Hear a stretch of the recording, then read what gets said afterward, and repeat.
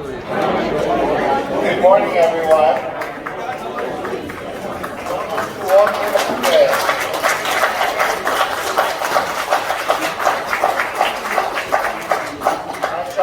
You're going to hear from a wonderful group of speakers and community leaders, civic leaders, and I'm going to turn this now over as we get started to our favorite anchor, reporter at Channel 7, Dion Lim.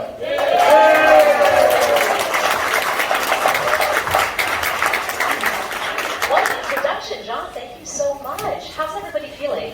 I think it's a great sunny day to celebrate something historic and something that we can remember and pass on to generations to come. So before I get started, the most important announcement I was told from John to pass along to everyone is that he wanted me to let everyone know that the restrooms are over in that direction. So by all means, don't be bashful, get up, go whenever you need. So for all of you who don't know, my name is Dion Lim. I'm a news anchor and reporter at ABC 17 TV, which is just down the street from where we are today, this beautiful and historical headquarters of the Chinese Consolidated Benevolent Association. Even if you take a look around, every time I come into this building, I think to myself, my goodness, the history. I need to learn a little bit more about the people who built this and the work that takes place within these four walls. So just so you know a little bit about me and why today is significant for me, is that I did not grow up in San Francisco. I was not born in San Francisco. However, I am the daughter of immigrants from Taiwan and Hong Kong.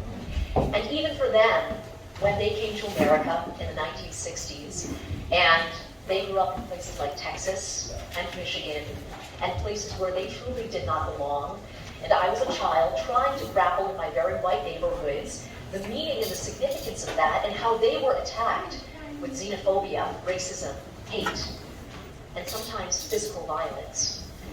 Little did I know that that one day would play into what I do for a living, telling the stories of Asian Americans, particularly those in the Chinese American community that feel underrepresented, unheard, unseen, and being able to elevate their stories. So for that, I am always so honored and grateful that people will open up their lives in the time of adversity and allow me to share their story. Because collectively, when we learn about our history, when we learn about what is happening in our daily lives and our communities around us, then we can make change. And that is why I think all of us are here today. So thank you for having me.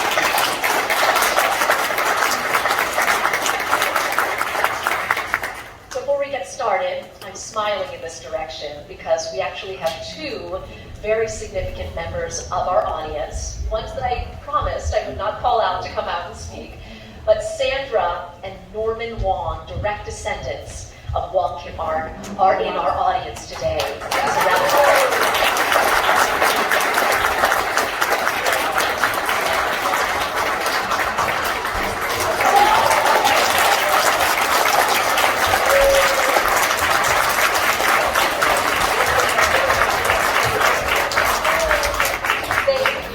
Thank you. I'm glad you stood up, and I just heard from a little birdie that Norman, you are a Lowell High School graduate.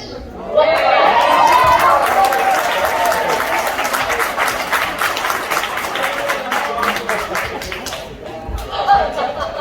I will spare you, I promise.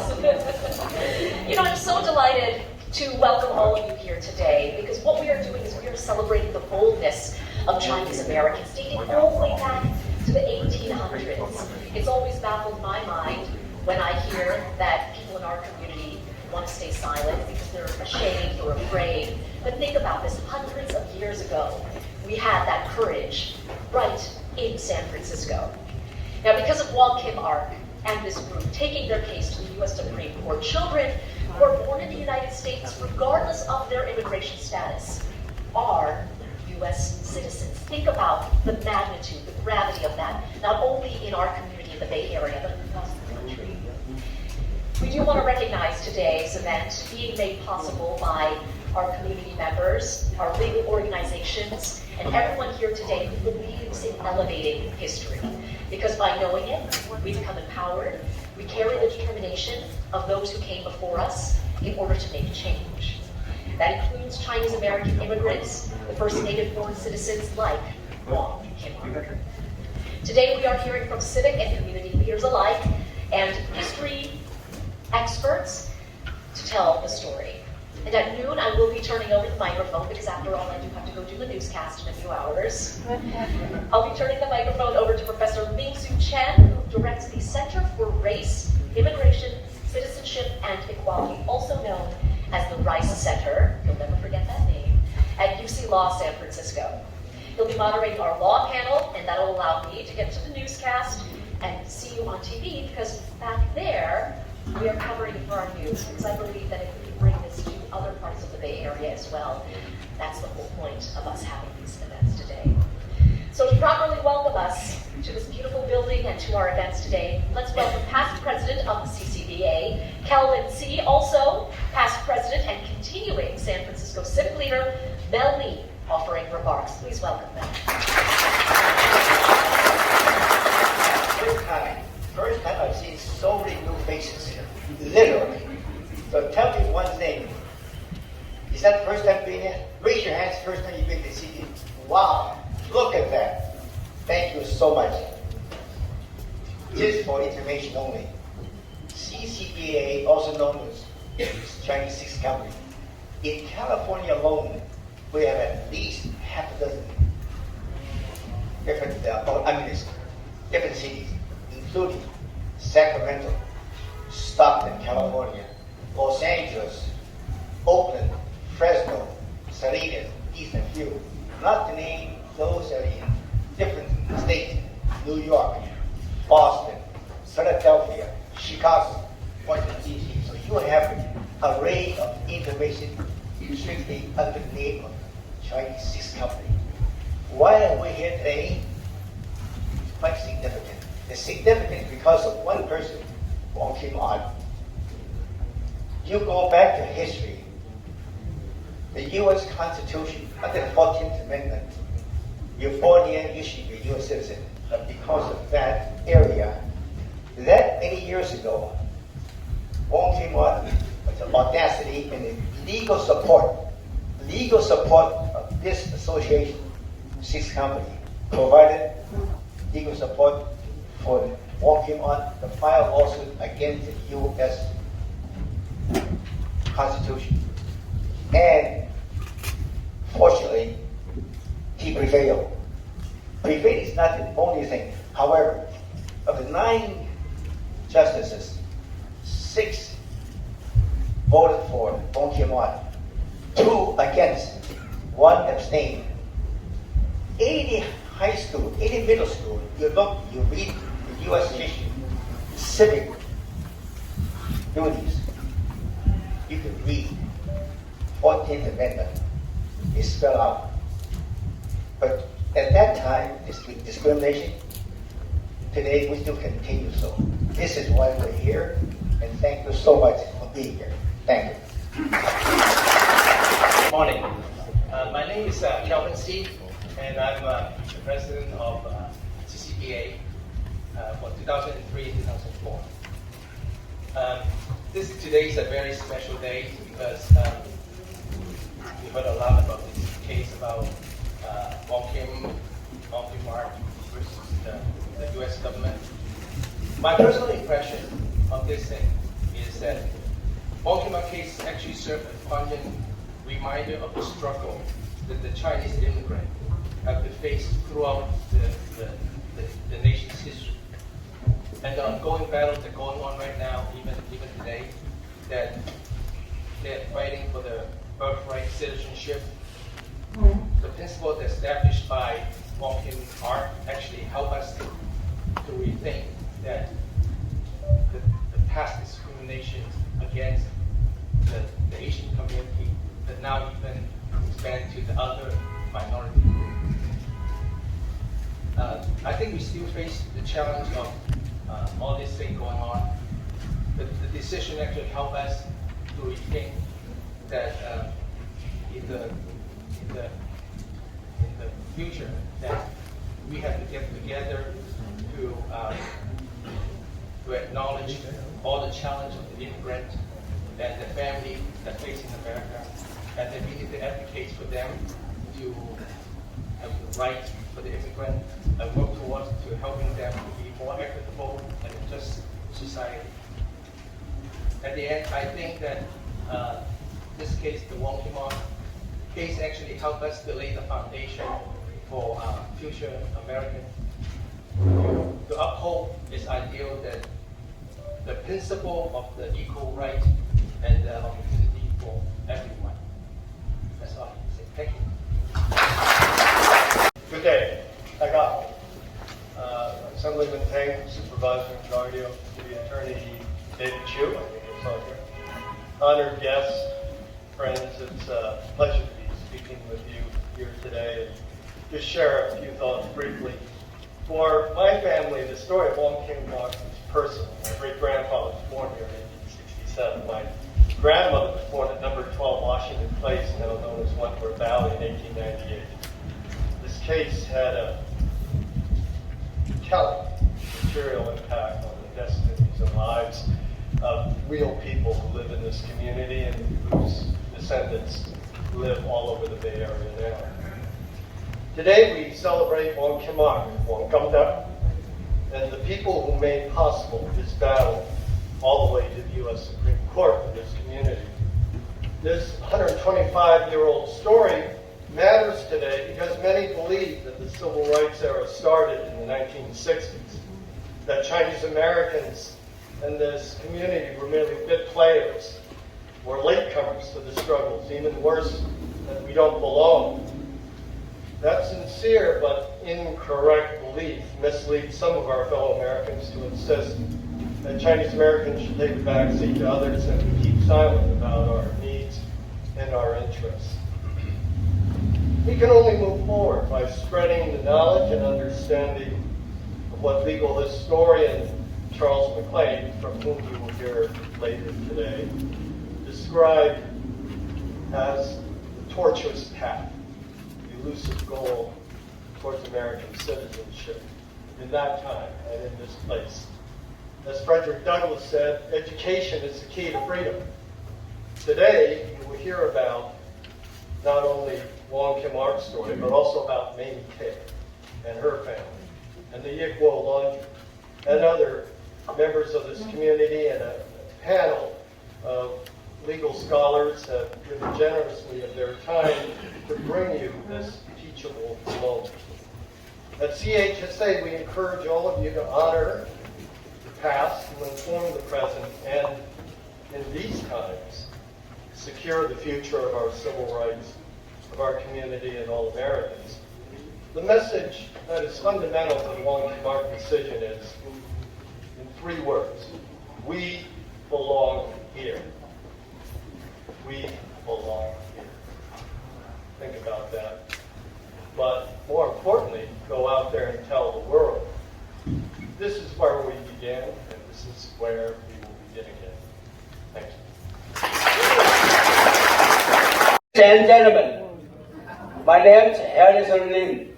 Let me tell you, before I come to here, my wife, my children worry because although I'm not too old, but not old enough. Just only 87. That's why I cannot stand here for too long. Forgive me. Let me sit here, okay? This article led me nervous for a few days because my accent, my pronunciation is lousy. Let me tell you some. My daughter write for me. I came to the United States in my late 30s and did not have a chance to learn English. Please accept me. Okay. Let me start the story. Actually, all of you maybe know already. Okay. But it's my duty. I still have to do something, okay? I changed my car. Sorry.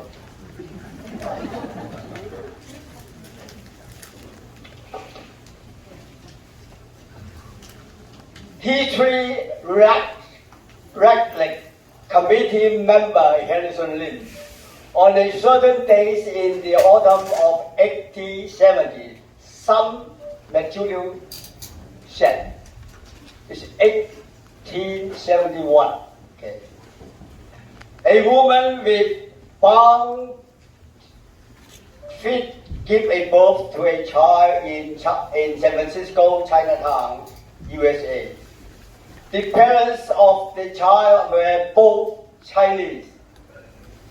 According to the data, there were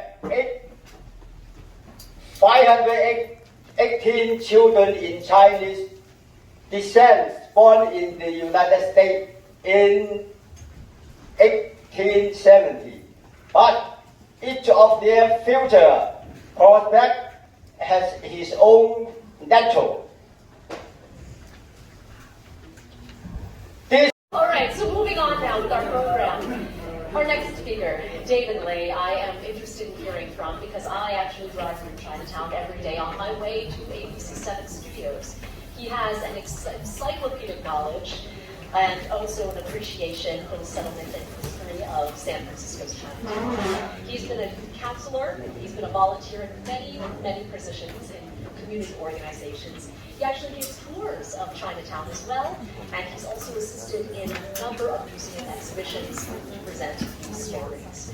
So from the back alleys to now on the front of all of you to tell the story of Wong Kim Ark, welcome, David Lay. Guests and friends, most are my friends here, and I don't think most of you have seen me in a suit.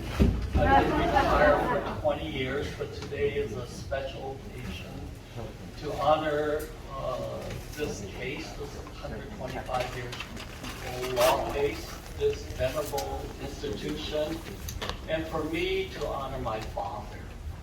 I would tell you this story. I would like to tell you this story of how my family came here. In 1949, when the communists took over China, my family moved to Taiwan, where I was born. And they immediately applied to come to America because my father had a sister that lived here that was a citizen. But the quota for Chinese to come to America in 1956 was 105 Chinese a year, basically zero. So it took 7 years. I came when I was 7. My father's first job here was to be a janitor at the Partner Set apartment near San Francisco State. And we struggled in our early years. And about 4 years ago, Mel Lee, Ting Lee, and Harrison, Robert, and Thomas Ng, the board here allowed me to look at the archives. And I found my father was the president of the CCBA in 1961. A little more than 4 years after coming to America, being a janitor, very poor at the time, to be head of this association. You have to ask why. And you have to ask, how can a cook, Wong Kim Ark, at that time, take this case to the Supreme Court? So you have to look at the background. We think of Chinese, the early immigrants, as being laundry workers, cooks. But you know, the Chinese men never did laundry in China. And most of them were not chefs or cooks in China. These were the opportunities open to the Chinese here. My father always had servants growing up, always had chauffeurs. His father was a banker and owned a chain of pharmacy that sold Western medicine, not Chinese medicine. And he graduated from an American Presbyterian University in Guangzhou. Coming here, he spoke English. He spoke Mandarin, Cantonese, and Taishanese. But he was willing to be a janitor for opportunities and for the families. So this is what the community was about, to help each other, to protect each other. So right now, we'd like to talk more than just the Wong Kim Ark case, what the Chinese have done in terms of civil rights and immigrant rights. Tate versus Hurley, that was mentioned before. This is right to a public education in 1885. After that, we have Yikwall versus Hopkins, a laundry case that reinterpreted equal protection under the law to also mean the execution and the administration of the law has to be equal, not just it has to be written equal, but the administration and execution. This was very important. Then the Chinese are actually the most litigious and the most civil disobedient group of people America has ever seen. Between 1882, when the Exclusion Act came about, and 1905, the Chinese brought more than 10,000 cases against the U.S. government. I'm not talking about the state government, municipal government, county government, just the federal government, more than 10,000 times. About 9% of the Chinese in America sued. And we were also very disobedient. When the Gary Act came about in 1892, where all Chinese were required to carry an internal passport, a picture ID, showing that they were legal residents.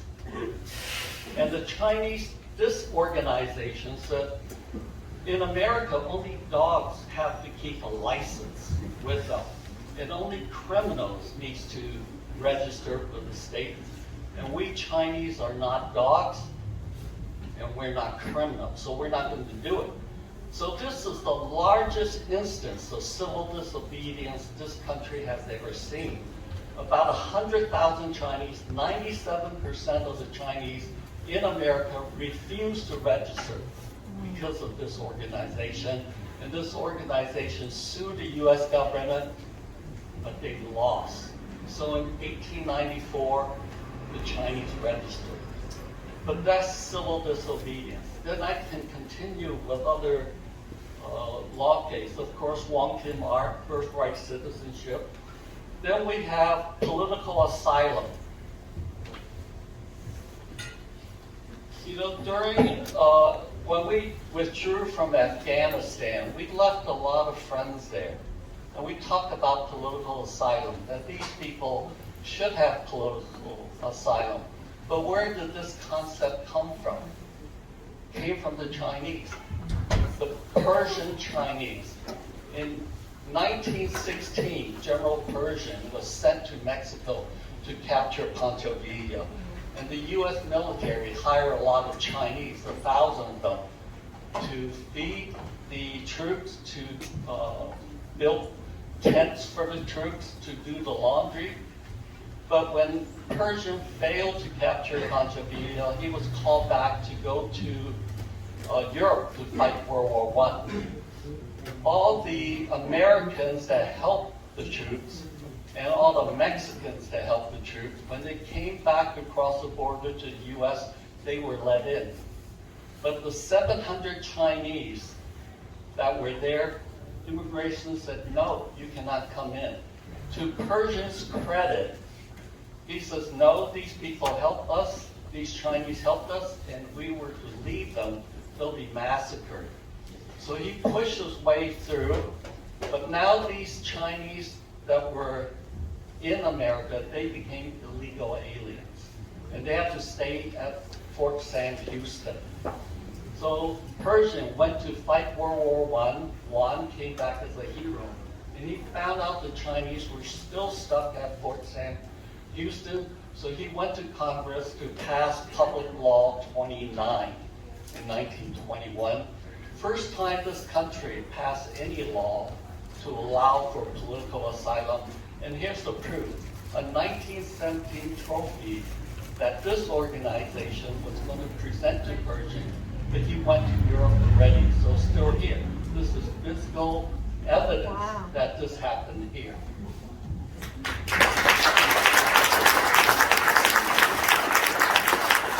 But more than that, you've heard of about the Miranda Act, that the accused have a right to remain silent, to have a lawyer.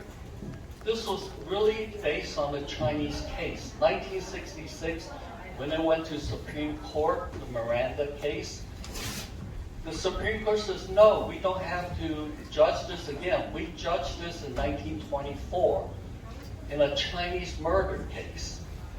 But it was in D.C. But the Supreme Court says you cannot torture someone, cannot deny him of a lawyer. So that case was overturned, and the Chinese won. So in 1966, they said, we already decided this in D.C., but D.C. is a special district, did not apply to the rest of the country. So Miranda Act is based on this Chinese Act. Then as recently as 1974, this community pushed and sued the Board of Education to bring bilingual education in Lao versus Nekos. So I'm so happy I get to share with you these stories that we Chinese are the most litigious and the most civil disobedient group. And my father would be very happy that I can share this with you and that I can tell my children and my grandchildren about it. Thank you. For me to be with the Chinese Consolidated, the Benevolent Association, and the Chinese Historical Society celebrating the 125th anniversary of the Wong Kim Ark case. Something just amazingly historic, really enshrining into law a very simple principle that if you are born in America, you're in America. That America is not a country based on race. It's not a country that citizenship is only passed from a previous citizen, but it's a country of values. It's a country that people come here and they want to sign up and be part of the American dream. They want to fight for democratic values. They really want to support the Constitution. They really want an amazing opportunity to have a better life. And this Chinese Consolidated Benevolent Association, I was thinking about why they were so important back in 1890s. Because at that point, there were no Chinese American government officials. There weren't any in the legislature. There weren't any on the board of supervisors. The Chinese Consolidated Benevolent Association was, frankly, the only quasi-government agency that Chinese Americans could come to get legal assistance, to get help with government, to get access into City Hall. And that was why this organization is absolutely so important. And you can see the important role they played in suing the federal government for Wong Kim Ark. And going back to what Dion was talking about, none of this would really be known without our Chinese historical stuff. Because what has been missing, we've been missing in history. If you look at our history books, if you look at what we all learn in U.S. history, you really don't hear about any contribution from Chinese Americans. Even though Chinese Americans built the railroads, they were left out of that very controversial picture at the very end. The two railroads meeting where not a single Chinese American was in that photo at public airport. You see very few references about this case, even though it's very important in U.S. history. And you feel that our contributions as Americans are missing. And why is that so important? Is because then we get perceived as unfair. Based on the way we look, based on what they see in our face, we're perceived as perpetual foreigners. And this is why this case is so important, and I think what Doug echoed, which is that we are American, that we do belong here, that we are part of this more perfect union, and that it's not just Chinese Americans, it's all immigrants. And we all have faced a certain level of discrimination, we've faced a certain level of hate or prejudice as we come in and as our communities grow. This organization in particular, CCBA, has always been there for our community, has always stood to fight for our community, and really was there at a time when there were no other places to go, when there really were no other people to help. And this is why it's also so important for me. I'm so honored to be a representative in the state legislature for San Francisco, but also for our Chinese American community. And it's a constant reminder that representation matters. It matters in the state assembly, it matters in City Hall, it matters in our federal government. Because quite often, if you're not represented, then you end up having some adverse impact. We saw what happened with the 1882 Exclusion Act. We saw what happened with Japanese American internment. And it's also, as the Deputy Consul General referenced, this is a very tenuous time for all of us who are Chinese Americans, because we know that when relationships between between a foreign country and the U.S. occur, which right now is in China, it really has a ripple effect with all Asian Americans. And we saw that with the Vietnam War. We saw that with World War II. So this, I know, is a little bit of history repeating ourselves. And I think David gave a quite excellent review of what that is all about. So for us, I'm really excited to see all of us here today. I'm really thankful for Dion for covering this on ABC, because it's so important that we teach our history, we remember our history. I think back to my college days. The only reason I knew this is I took Asian American Studies, and I learned about this in my Asian American Studies class. But there aren't that many Asian American Studies classes relative to the entire country or ethnic studies classes. So that's why what we talk about, that's why this history and this acknowledgement in history is absolutely so important. And that's why I'm really honored to be here today. We have two resolutions. Representative Mel on behalf of the CCBA, and Justin on behalf of the Historical Society. We have, Thomas, is Thomas here? Thomas, you want to come up?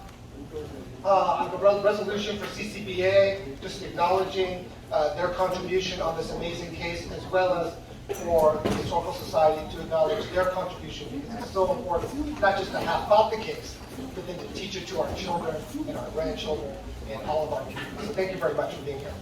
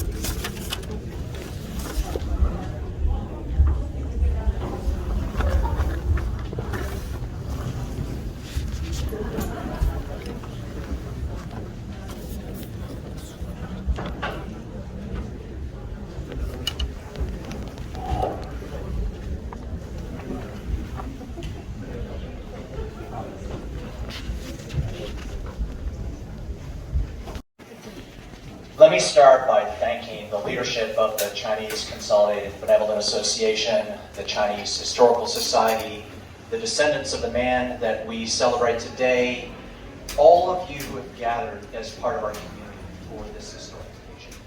Let me also take a moment and just thank our sister who is helping to shed light on all this, Dion Lin. Thank you for everything you're doing for our community. Let's give it up for Dion.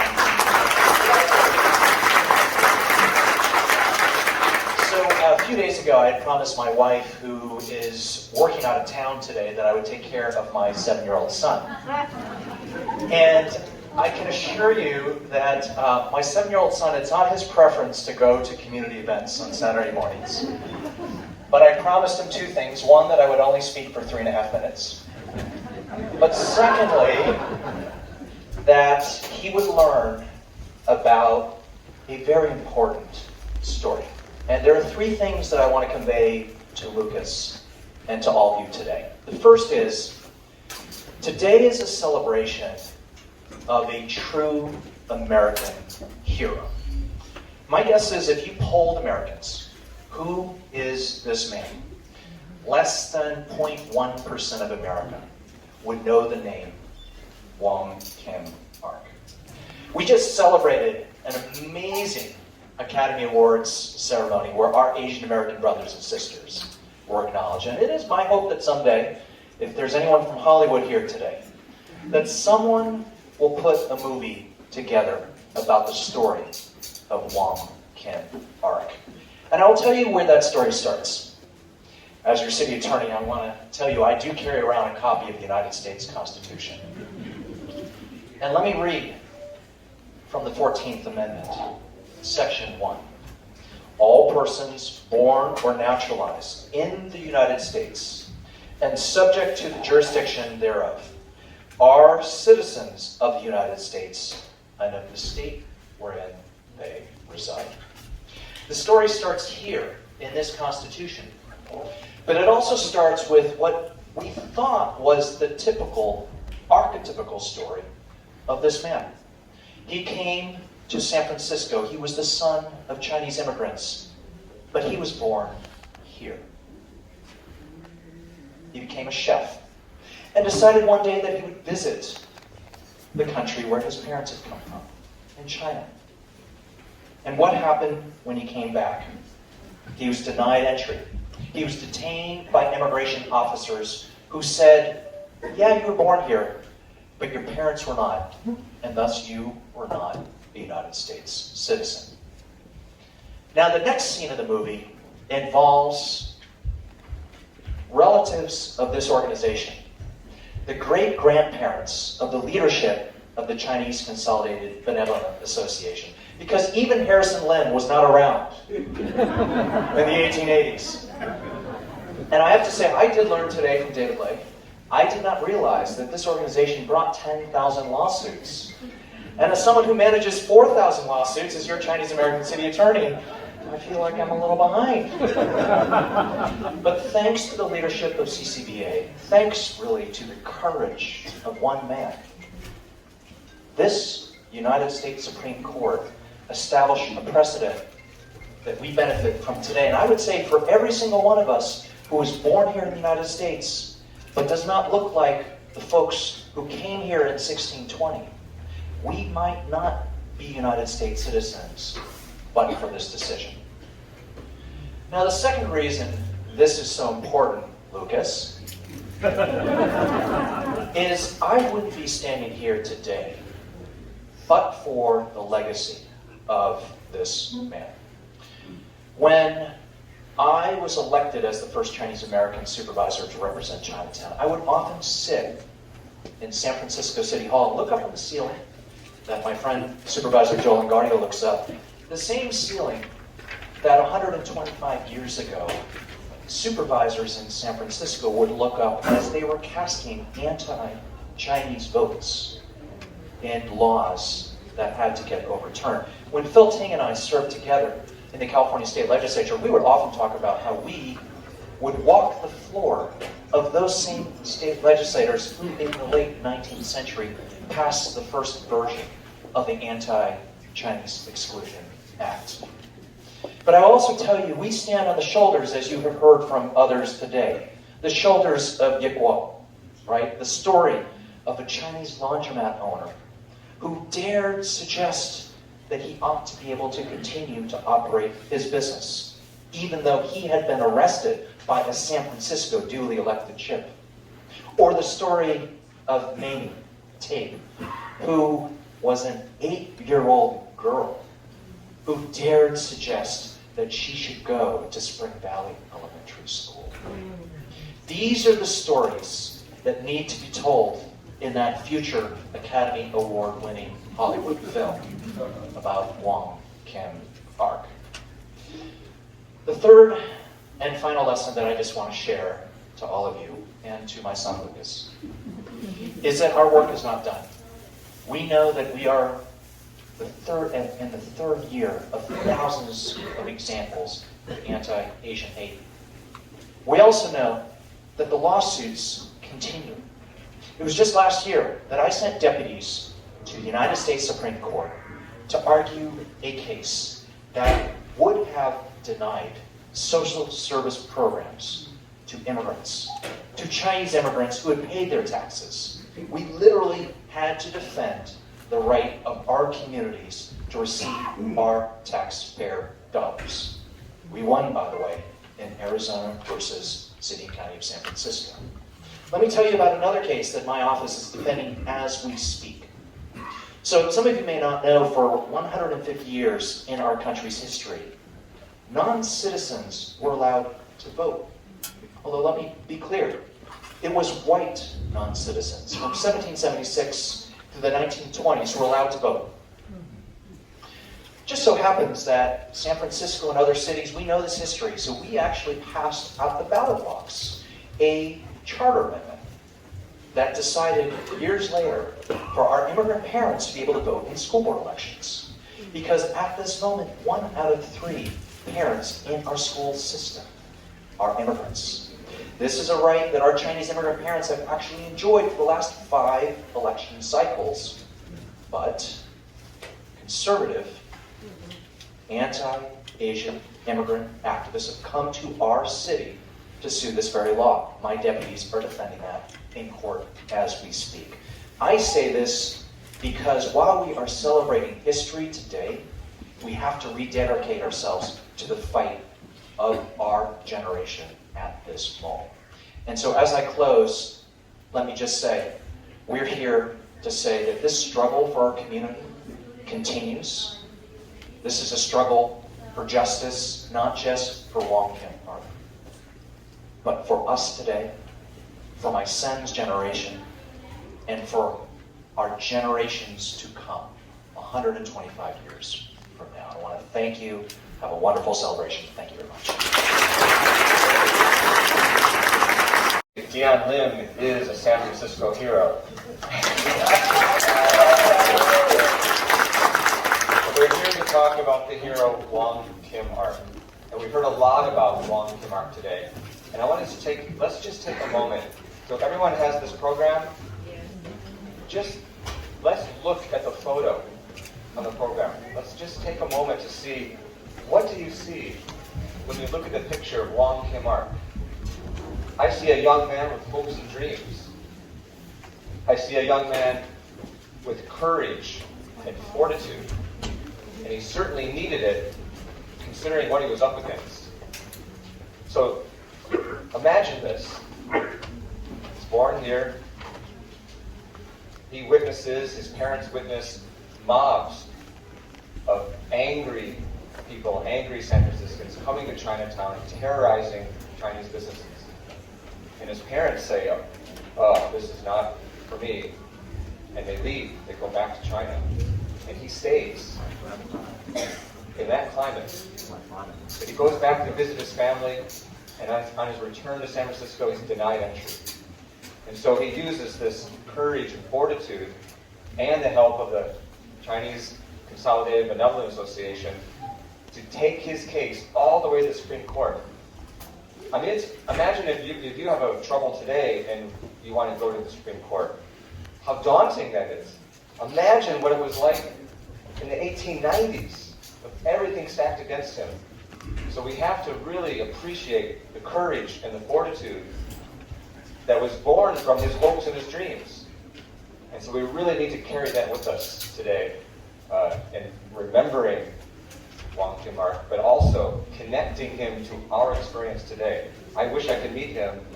He inspires me because we have a lot to fix in San Francisco. There's a lot of daunting things that we have in our lives today, and we can learn from that courage and fortitude that victory can be done. Freedom is fragile. There are no guarantees. We have to be vigilant. We have to always keep fighting for our freedoms. And this is a good example of that. And this gives me hope. So I hope we all leave today with a sense of hope for all the work that we need to do to make our city the best San Francisco, to make our country the best it can be. And it all starts with the courage and fortitude that we learn from Wong Kim Ark. And I want to present from the Board of Supervisors of City and County of San Francisco these two proclamations for the Chinese Historical Society of America and the Chinatown Consolidated Benevolent Association. Thank you very much.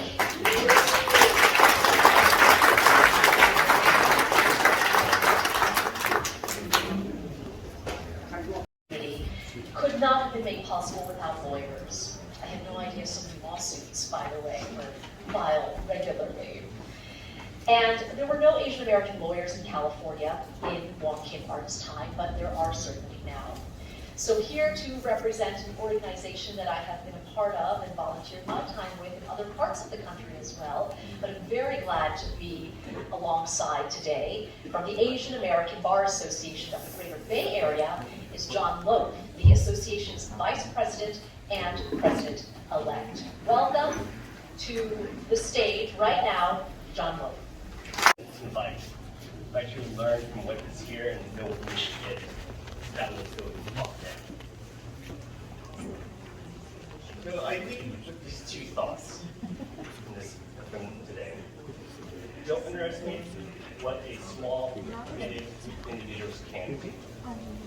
Two, the law communities can change. So I invite you to keep this fight going on. I also want to thank my friend. We were here for the centennial in 1998. Thank you, Julie, for leading that charge. Yeah. So, thank you, everyone. I look forward to learning more from my friends.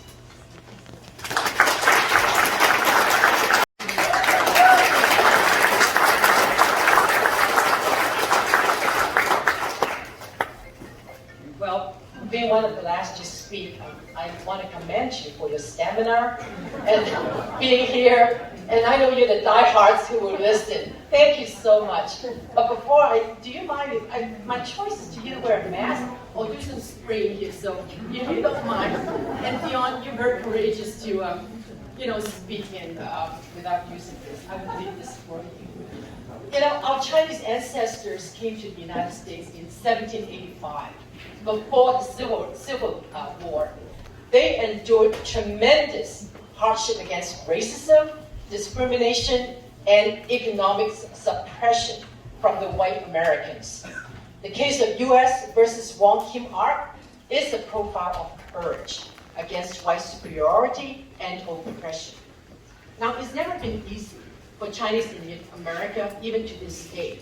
So, talking about the litany of litigations, let's not forget, just even last Monday, some of us were at the San Francisco Board of Supervisors, urging the board to issue a condemnation against a Texas bill that's currently going on that would prohibit immigrants, citizens from China, North Korea, Russia, and Iran to purchase land or real property in Texas.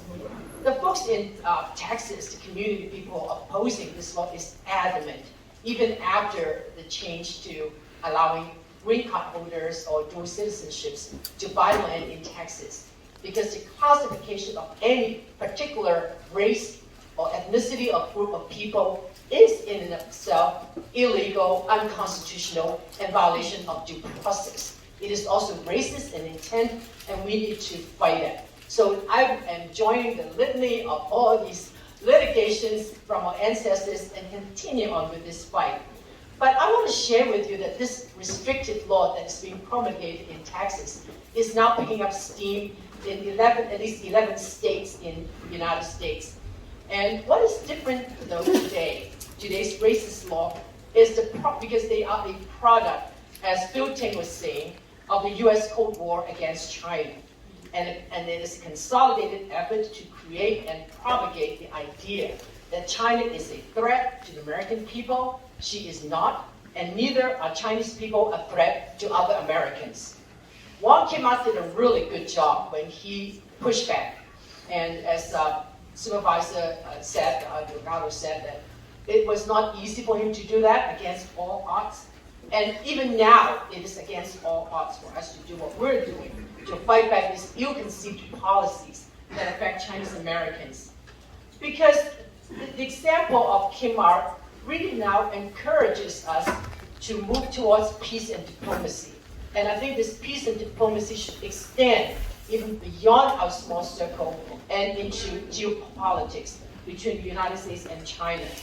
I truly believe that Chinese Americans could not enjoy peace, safety, or prosperity in this country as long as the United States and China are not cooperating and not having a peaceful, mutually respectful relationship. And I hope that we can always work towards that and remind ourselves that Chinese Americans are not just a part of this country. We own this country too, all right, with our hard labor and our continuous effort at working to make this country better. We are innovative, we are educated, we donate to charity, to political leaders, and we vote. And we also know the law. So this is not just their land, it is our land too. So let us keep this in mind and fight for our rights and follow our historical ancestors' example, fight, fight, fight for justice. Thank you so much.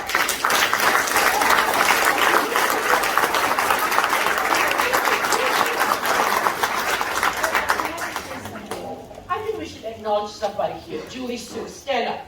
She is the one who actually initiated this event 10 years ago and 5 years ago. Thank you.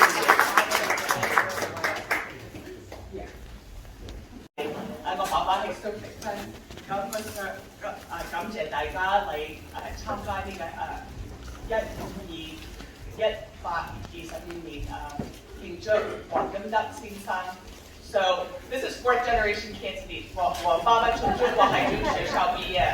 on the immigrant side is my father, but my family's been here since the late 1880s. And my gungung was born here in 1892. So the Wong Kim Ark case has personal meaning, as Doug Chan said, because without the retroactive application, my family would not be U.S. citizens. And my gungung co-founded the Chinese American Citizens Alliance in 1914-1915 to encourage civic engagement. So it's really important. 100 years, at the 100th anniversary, we had the late Harry Lowe. We had my parents, John Trujillo, his parents, Nikki, his sister Nikki is here. So there are those who have left us, but Harry Lowe was the first Chinese judge in San Francisco, and I feel like we need to acknowledge him. He was also on the Court of Appeal. He was my boss's insurance commissioner, and without someone like him breaking the pavement, we would not elevate. When I was part of the National Asian American Bar Association in the beginning, we had a membership of 10,000. We are now over 50,000, 60,000 strong today.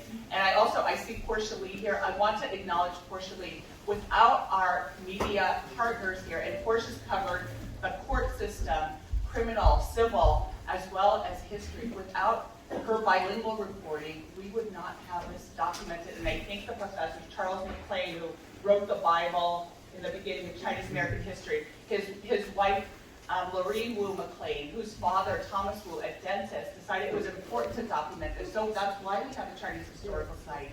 And I hope that all the professors here, Amanda Frost, who I met only online and finally got to meet her as she was working on her first book, but now the second book, it is a family here. Jeannie Young with the Bay Area Chinese genealogy group is here, and they helped save, as well as Frank Mom, who's working with Kevin Shelley. Kevin Shelley's father was a mayor, and he was only one of 3 state senators who voted against Japanese American internment. So it is about partnerships, it's about understanding our history. When I grew up, one paragraph about the railroads, and that was it. And so I didn't know about Wong Kim Ark. I went to law school here. I went to Lowell High School, and it was John Trujillo, a colleague from DC, who said, we need to do something. So I failed the bar exam because, as John knows, it takes a lot of work as one person to put together this. I got to meet Jim Wong, and so this is my appeal to you, and I don't want to be extra long-winded, but don't give the microphone to an attorney. But you need to study your own history, because sometimes our parents, our grandparents don't want to talk about history because they feel ashamed. It was not their fault that they were discriminated against. And my family was a victim of hate crime. In 1901, my gungung was left by his parents in the care of his uncle, and when he was 9 years old, his uncle was murdered by a white mob that went through Chinatown. So, but Sandra and Norman's father did not tell them about this history. And I was privileged to meet him several months after the 100th anniversary when Angel Island was dedicated as a National Historical Landmark. So I was privileged to tell Sandra what her father had told me because, as Sandra said, she only learned about this history at her father's memorial service. So please visit the National Archives. I was also there, and BACGG members who form this now, and Jenny Liu and Jeannie Chewy Low, we stood against the government wanting to shut down the National Archives. And so to this day, you can go and file a Freedom of Information request and get your ancestors' files. And by the way, they're called alien files. We are not from Mars, so we call them A files, being a little bit more polite. But please remember this history is important. The documentation is important. And Thomas Ng, I love you too, because anytime I'm in New York, I go to the CCBA at the New York chapter and pay my respects. And Eric Ng, your counterpart, says say hi to Harrison when you see him. So thank you so much for being here. Take a nugget with you. Think about some action that you're going to do to preserve this history, to extend this history. And we're still fighting for public schools right now. I'm working on bringing back 8th grade algebra. And you know, it still goes on, as people say. When I went to Lowell High School, Chinese girls exclusively need to score higher to get into the school. Then it became all students. So we have a Lowell alum who fought the case called Ho versus SFUSD. So look that up, where it was unfair to discriminate against one group in the name of diversity. So we can't have diversity, but look at the underlying population. And you know, we're good with numbers, so statistics don't lie, but I was a double major pure math and statistics at Cal. And I felt strongly enough to become an attorney and to keep on fighting on these issues. But one person makes a difference, and Sandra and Norman, you should be so proud. And their daughter, Nina, is here today, another generation of descendants to carry on this legacy. Going even in the face of adversity, and trust me, there has been a lot of it. 25 years ago, on behalf of the U.S. Department of Justice, John actually co-organized the centennial commemoration of the Wong Kim Ark decision. He has served in 2 other presidential administrations since then. He continues to educate, he continues to advocate on a breadth of issues. So it is my extreme pleasure to introduce you to John Tristina. And really, your role here is part of history for the 125th anniversary of the Wong Kim Ark decision. I will just say one thing, and that is that Wong Kim Ark's victory was not just for people in this room, people who look like people in this room.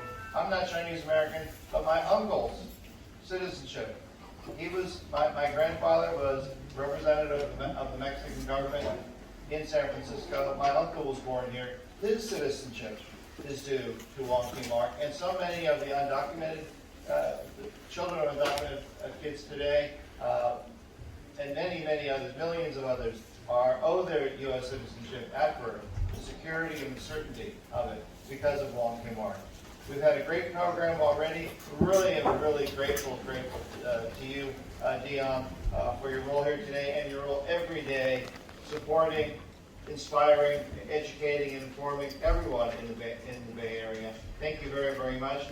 We have gone on a good deal of time. We've got another panel coming up. We'll start again at 12:30. Please get some food and drink, and thank you all very much today.